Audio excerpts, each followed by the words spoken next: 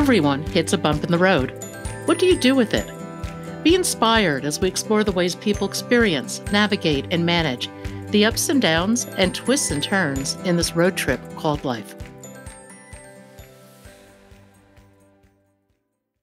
Welcome to another episode of Bump in the Road. The basic podcast is always free. We also have a premium subscription called Bump 2 that lets you listen in on extended behind-the-scenes conversations with our guests. Check it out at www.bumpintheroad.us. Molly MacDonald is the founder of the Pink Fund, which provides financial assistance for women with breast cancer. Her story is one of riches to rags, from health to cancer. She's lost it all and come back. What empowers her? Come listen. This is an incredible story from an incredible woman. Molly, welcome to Bump in the Road. Now, if you would, let's start with your story. Well, first of all, I just want to say something about bumps in the road, because I was thinking about that. So when we encounter a bump in the road, whether that's a big rock or a boulder or a tree limb that's fallen down, we have choices. So do we step over it? Do we kick it out of the way? Do we walk around it? Or do we try to ignore it? So I've had many bumps in my life, all in my adult life. I had what I call kind of a perfect childhood, at least in my recollection. But in 1982, I married a man I met on a blind date and blindly married him 9 weeks later. I had been an executive in the newspaper business and was experiencing at that period in the 80s what a lot of women were experiencing, which is a lot of sexual harassment. So for me, I thought getting married and having babies would just end all of that. And what I really traded one problem for another. So that marriage produced 5 beautiful children. And in the fall of 1997, I drove up the driveway to our multi-million-dollar home on 2 acres in the city of Bloomfield Hills with my 5 children, 4 to 13, strapped into the back of this big old gas-guzzling Suburban. And there was a small note on the door. And where we lived, notes weren't tacked on front doors. And so I pulled it off, and I read that the house was going to be auctioned off at a sheriff's sale in 30 days. And my husband had been involved in a deal. He believed that he was part of a scheme to bring money back into circulation in the United States that was taken from Jews and others during World War II, particularly in Switzerland, and that he had been selected basically to perform this job, and that he was going to get a percentage of all these billions of dollars that was coming back into the country. And what I didn't know, as I began to doubt the veracity of his deal, was that he was fronting this with our personal financial assets on the belief that we were going to be, in his words, wealthier than Bill Gates, which in 1997, Bill Gates had a net worth of $34 billion. So that night after I found the note on the door, we had an unpleasant conversation during which I learned that we were $15 million in the hole, that everything was at risk. And the irony was that I had had these dreams about 2 years prior to that all the money was gone. I would wake up in the middle of the night in a panic and thought, oh my God, what will I do? I have these 5 young children. I've been out of the workforce at that point 12 years. I was 46 years old. You know, what was I going to do? So in the quiet of the night, I basically in my head put together my exit strategy. And so when I found this note on the front door and had that unpleasant conversation with my husband, I was able to execute this plan that I had put in my head over the previous 2 years, which was sell a Steinway concert grand for cash, liquidate my IRAs from when I was employed, and pay the taxes on that, of course, cash in my whole life insurance policy, sell as much of my wardrobe as I could. And just to give you an idea, my daytime dresses in 1997 were about $2,500 each. But the irony of that was that I could only sell them for maybe $60 to $100. And that was a huge lesson to me in the value of my wardrobe, which was worthless. And then the other thing I did, I was able to cobble together about $125,000. So I hired 3 lawyers. I hired a bankruptcy lawyer to avoid personal bankruptcy, a divorce lawyer, and then I had to hire an IRS attorney because my name had been forged in our income tax, indebting me to the IRS for close to $1 million. So I had to do a workout with the IRS. So by the time I did all those things, I had about $60,000 left, and I rented a house for cash in a lovely Leave It to Beaver looking neighborhood about 1.5 miles from the 3 public schools that my children could attend, as well as 1.5 miles from the private school that they were attending, knowing that I was going to have to transition them into public school and wanting them to be from private to public school, wanting them to be in a great public school system, but living in, we live in Beverly Hills, which is not California, Michigan.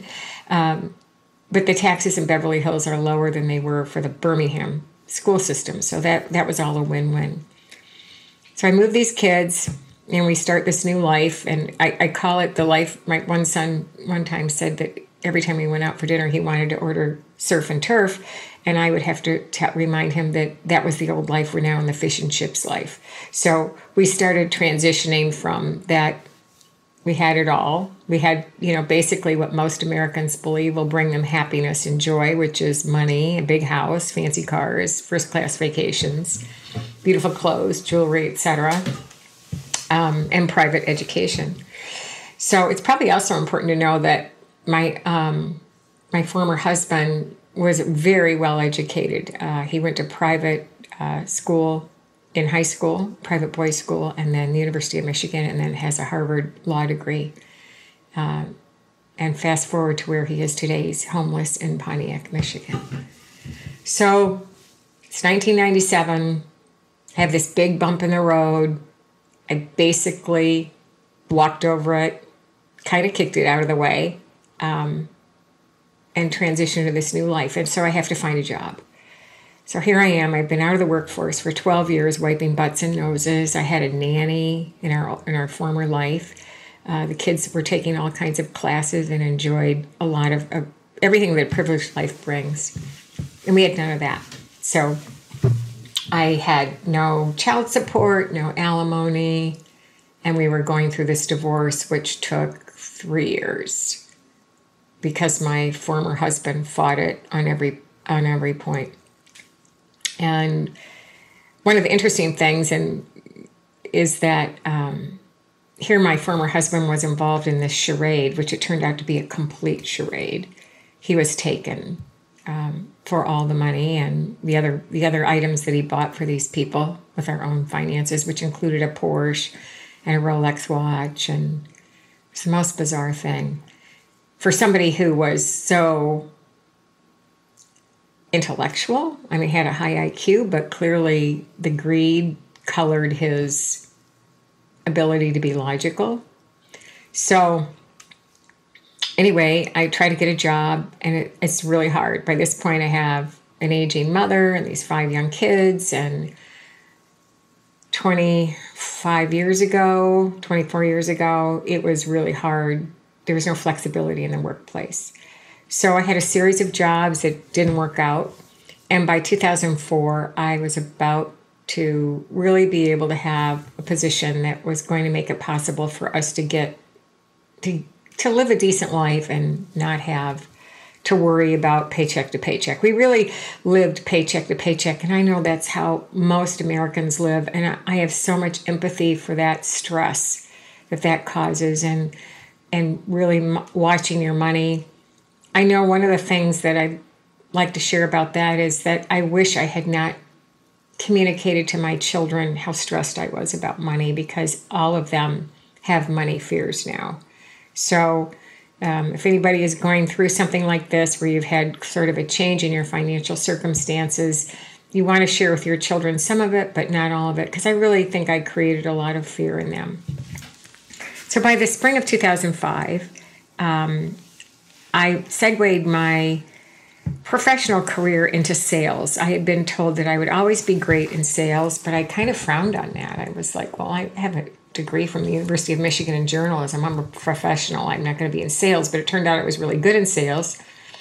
So I was working in large and grand format sales, which back then were huge building wraps, wrapping vehicles, creating marketing programs to bring out a new product or design element. And there was a company that was undercutting me. They had production out of Kentucky, and our production was in Detroit. So we were tied to a lot of labor laws here in Detroit. So I approached this company and said, I think you should hire me, make me a woman-owned division of your business, open a small office in Detroit, and we'll get all the business. So I had my annual mammogram, quit my job, and my mammogram comes back suspicious for breast cancer. So at that point, I had no family history of disease, never a lump or a bump, never any concerns. Then I have a biopsy, and it's Friday, April 1st, 2005. I'm in New York City. I flew out that morning to meet with Major League Baseball. The company that I was joining was on the short list to get the bid for all the graphics for the All-Star game that was going to be played in Detroit that July. So that was back then like a six-figure sale. And I felt so positive, like this is it. I'm going to be making good money. I have a company car. I'll have health insurance, and I'll be able to save a little. And when I got out to Metro Airport, I boarded this tram to get to the gate, and there was this beautiful woman on the tram, and she had on like a matching sheath dress and a coat that matched and went over that. And so I complimented her on her coat, and she said, well, I'm going to a breast cancer conference in Seattle. I'm an oncologist, and I'm speaking. And I remember thinking, this is foreshadowing. I have breast cancer.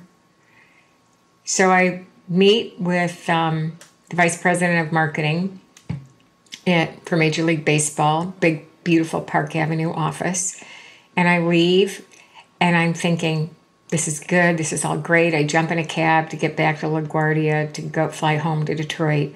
And my cell phone rings. And at that time, it was a clam phone. And I pop it open, and it's my OBGYN delivering what for this year, for 43,000 women, will be a death sentence, and that I had breast cancer. So, of course, I didn't hear everything she said. All I heard was cancer. And I was shocked and devastated. And essentially, I had the very earliest stage of disease, which is called ductal carcinoma in situ, or DCIS. And while it was highly unlikely to take my life, it took my livelihood. So my career opportunity was derailed. And now I had a COBRA premium to maintain my health insurance of $1,300 a month. I had no savings, sporadic child support, no alimony, and unable to get a job. You really cannot go apply for a job and say, oh, by the way, I have to have some surgery and some treatment. And mine was 2 surgeries and radiation, which was every single day for 6 weeks. So nobody's going to hire you. And particularly 17 years ago, people weren't very sympathetic to a cancer diagnosis. Employers weren't. So it was kind of, a secret. So without my income and the addition of this COBRA premium, this home that I had rented for cash, and that my mother at 80 got a 30-year mortgage, and I was making the payments. I had to choose between the payments or the COBRA premium. I did not qualify for Medicaid at the time. This is obviously pre the Affordable Care Act, where if you have a change in circumstances, you can possibly qualify for Medicaid. And so this house goes into foreclosure. So now I'm in foreclosure for the second time. And at this point, I'm like, that's it. We're SOL. We're going to be homeless because I don't have a job. I still owe the IRS all this money. So I had that lien on my credit report. I don't have any way to rescue this situation. What am I going to do? And I went to the social worker at the hospital and asked her if there was any way that I could get some help. Could somebody make my COBRA premium or my house payment? She just looked at me with a blank stare. So I'm in treatment, radiation every single day. And it was in a dark waiting room. I remember this, like, I don't know why the room was dark. Maybe it's because they wanted everybody to be quiet and contemplative. But it wasn't a bright, cheery room at all. And there was a TV that was on, and it had on all the talk shows, and primarily the ones that where everybody was having more drama than I needed to add on to my own life. And there were a bunch of dog-eared magazines. And so after a few sessions, the same women would come in, at the same time we were all waiting. And they began to open up and share that they had had this bump in the road too, that their breast cancer diagnosis had derailed their ability to work. They were actually experiencing really toxic physical, emotional, and mental side effects. And they were considering stopping treatment and going back to work, or selling their home, or pulling their kid home from college, or liquidating any retirement if they had that, and then paying the tax penalties. And at that point, I was like, if I can't get help, maybe I'm supposed to give help. And that one thought, that kind of complete 180 from trying to get help for me to give help to others when I couldn't really help myself, it was like being shot out of a cannon. I felt so energized and empowered, believing that I could make a difference, that I came home to my new husband, who, by the way, married me with all 5 children and a mildly demented mother. And he, while he made some income, his income was not enough. He's a piano technician on the concert stage, very random business life, and that you never know when you're going to be hired and if the concert's going to be canceled and if they're going to choose somebody else. So while we had his income that helped stabilize us, that's what really helped us make the COBRA premium. We just couldn't make all the bills. So I came home to my husband and I said, I have this idea. By this point, when I had this idea, I'm now in line at the food bank in the basement of a church to help feed our family. And, that when I would tell people that I had this idea, they would look at me like, you're crazy. Like, you are really, I don't know what you're thinking, because you're in line at the food bank. What makes you think that you can help somebody else? And I just had this belief that I could do it. And I think that's kind of what you would call the secret sauce. In fact, there's a book called The Business of Belief, and there's a lot of data out there about what you believe, you achieve, and, thinking good thoughts. But I just thought I could do it. So we got a website donated. I had cast up my bust prior to my first surgery.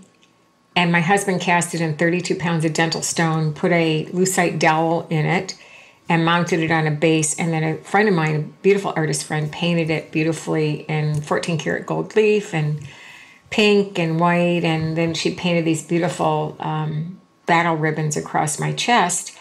And we made a sign that said, "Bust Stop." And I started booking myself anywhere they needed a free speaker. So Kiwanis, Optimist Club, Rotary, women's groups, men's groups, church basements, synagogues, any place where they were looking for a speaker. And I would tell this sort of riches to rags to vision story.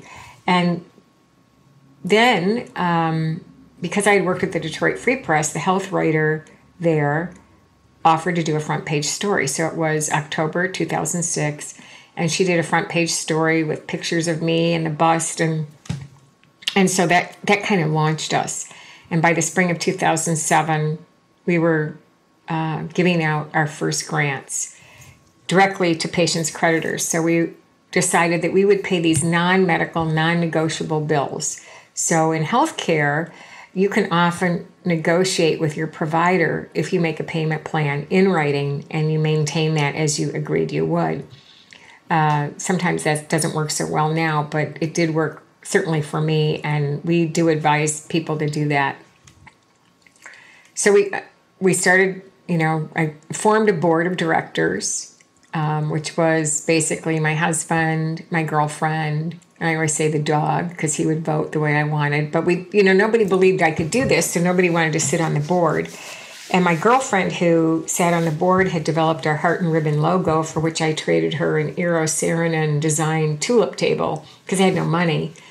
So with the logo, the donated website, the great story in the free press, then 27 newspapers picked this story up across the country because in 2005 there was still somewhat of a hard press business.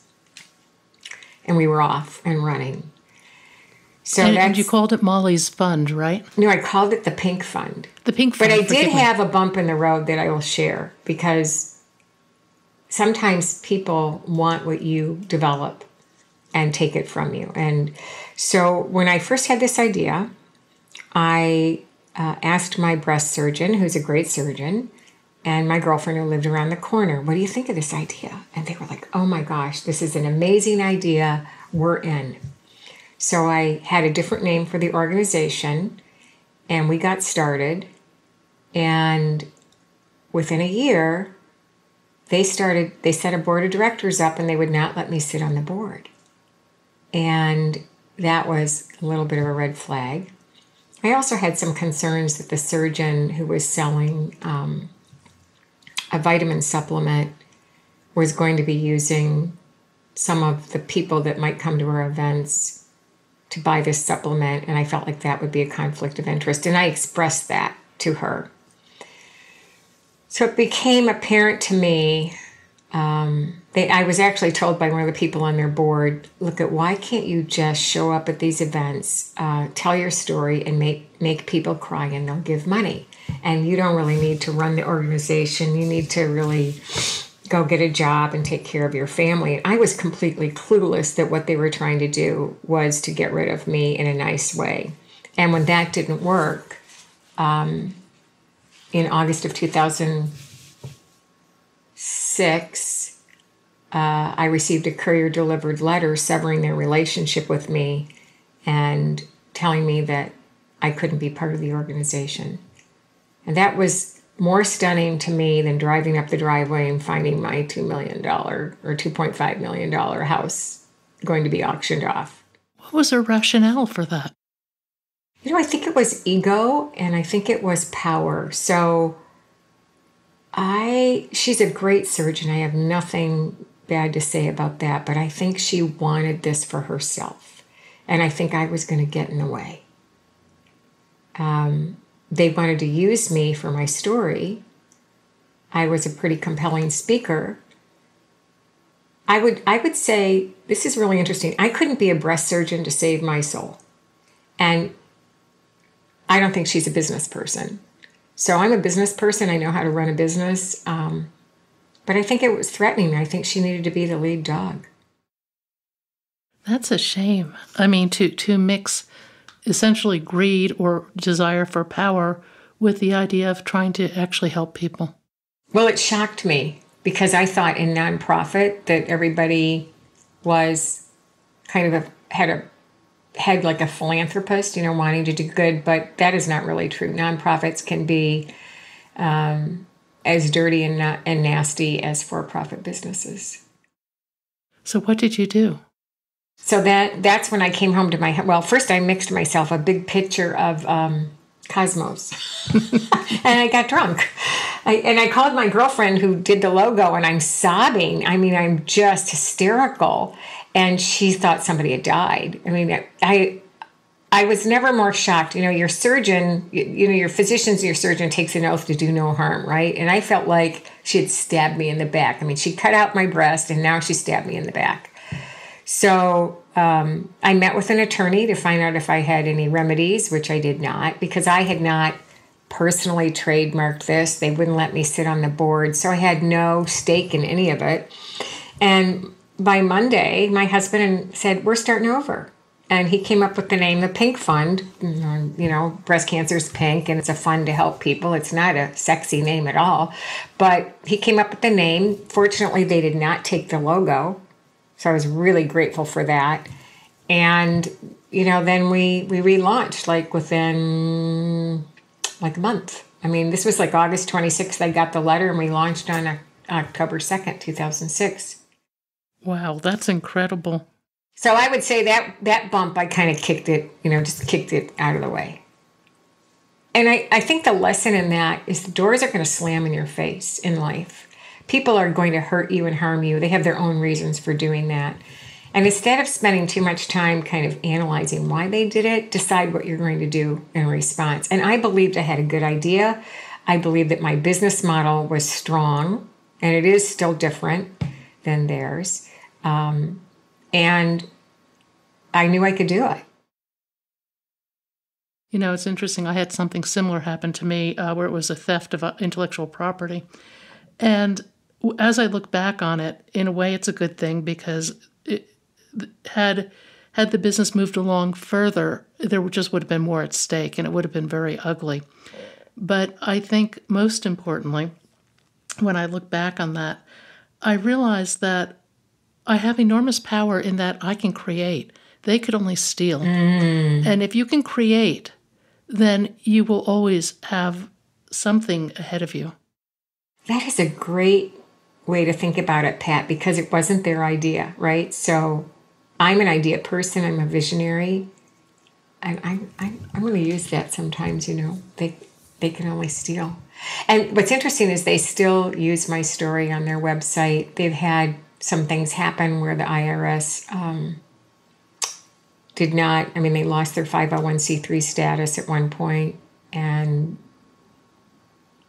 passed some bad checks at another point. And the only reason we know that is because we helped some of the same people. And one of the people we helped said, well, your check for my HOA didn't clear the bank. And we said, well, what are you talking about? And she sent us a copy of the check, and it was their check. So, those things can happen, but I've come to the point now where, they're helping people. That's great. And we're happy to help some, we don't know if we help the same people, except in that circumstance, but people need more help than we at the Pink Fund can provide. And the reality is they have to cobble together multiple resources. And so if that means getting it from another organization, we want that to happen for them. What are your criteria for applying for financial support through cancer? So the first thing is that the patient must be in active treatment. And for our definition of that would be undergoing mastectomy, chemotherapy, or radiation. It does not include the aromatase inhibitors that people can take for 5 to 10 years. So it's the treatment period in which really your side effects are so challenging that you probably cannot work. Interestingly enough, now in our COVID time, many of these women have elected not to work where they might have, gutted it out because they're immunocompromised. So we do have a fund for that as well. So if you've self-selected out of the workforce because you're fearful of contracting COVID, we'll still help you. So that's the first one. We also recently added in also that if your spouse or domestic partner has lost income and has become the caregiver or has lost income because of COVID, then you would qualify as well. So it used to be that just the patient had to have demonstrated a loss of income, whereas now it's spouse, domestic partner, or they can have a common law marriage. And then the second one is that the household income must be at or below 500% of the federal poverty level. So for a family of 4, I think it's around $127,000 at 500%. So that chart is on our website, so it's clear. You can look on there and you can say, well, there are 3 people in my family, and this is the max income that we can have. And that is supported. We do require that part of our application requires the most recent tax return, so household or single tax return. And then you have to supply copies of the bills you want paid. We do need to see your treatment protocol, so your stage and grade of diagnosis, your treatment start date, projected end date, what medications you're taking, and a sign-off letter from either your treating oncologist, surgeon, or provider social worker. Do a lot of people ask for help with insurance payments? No, surprisingly not. Mostly, the biggest thing they want, about 57% of our dollars go to make house payments. So think about that. The worst thing even with COVID, all the support that the government has provided to forestall evictions and foreclosures is because you don't want people on the street. And that was the most fearful thing for me. Were we going to end up in a shelter or an apartment? My husband was self-employed, so I didn't even know if we could lease an apartment. We have helped people who have been living in hotels. We've helped people who are actually living in storage units. Well, I don't think people appreciate the financial toxicity that goes with cancer treatments. They don't understand it. They primarily think it's the medical costs, which can be, on average, the first year of treatment with breast cancer, including, I don't want to say normal chemotherapy regimen, but a medium. Chemotherapy can be, it depends how many sessions you're going to have based on the grade and stage of your tumor, but it's about $34,000 out of pocket the first year. Wow. So, depending on what your insurance is, you've got your insurance premium, then you have your deductibles, and then you have your copays. And the best thing a patient can do when they get diagnosed, if they understand, that's one of the things that patients do not understand, the cost of care, and providers do not sit down generally and discuss that with them. And that's one of the first things I think that needs to happen. Here's your prescribed treatment protocol. Let's look at what your insurance is going to cover. Maybe there's a way to optimize your insurance. And certainly with the Affordable Care Act, if somebody's lost their job, they can most often go into Medicaid now or Medicare. And so then they eliminate a lot of those medical expenses right out of the gate. So then they're just concerned about their non-medical basic cost of living expenses. I think even for people who have a more comfortable lifestyle, the costs are astronomical. I mean, for example, my insurance premiums run $1,000 a month. I have a $7,600 deductible. They cover almost nothing. That means I spend $20,000 a year for health insurance. Yep. It's obscene. It is obscene. And you don't get anything with it. No. And it doesn't cover all those other things you need to just make your life a little more comfortable, whether it's some acupuncture or massage or whatever it might be. It's really outrageous. Well, we have to remember that insurance companies are publicly traded corporations, even though they claim nonprofit. Some of them aren't publicly traded, but their executives are getting multi-million-dollar salaries and bonuses based on keeping their costs down. So one of the things that's so interesting to me is, standard of care and insurance companies denying treatment based on, they want you to go through step therapy, which there's some legislation now going forward to eliminate that. Your story has so many ups and downs. If you could, looking back at it all, I mean, you've made such an incredible shift to an organization that does so much to help so many people, and you've been amazingly successful. You have a lot of corporate sponsors. You've reached many, many people. If you could rewrite your story, would you? No. The best thing that happened to me was losing everything I thought had value and finding out what really does.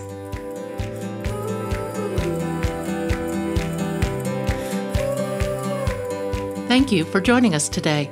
I hope you found something in today's podcast that inspires you along your own life's path, because sometimes a bump in the road is actually a portal into a more conscious and meaningful life. You can subscribe to our free podcast at www.bumpintheroad.us or become a premium member to hear the full conversation. Just go to www.bumpintheroad.us for more information and to sign up.